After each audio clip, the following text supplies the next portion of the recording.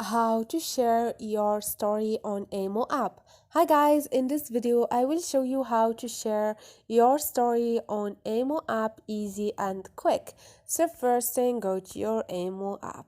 Once you are here, click on my story to see your story.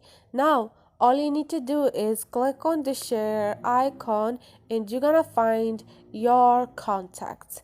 Choose one of them and click on the paper icon in the blue, and they're gonna share your story. You can click on your email contact or friends of friends, and they're gonna share the story. And this is it, guys. Hope this video was helpful. Don't forget to subscribe and like if this video was helpful to you.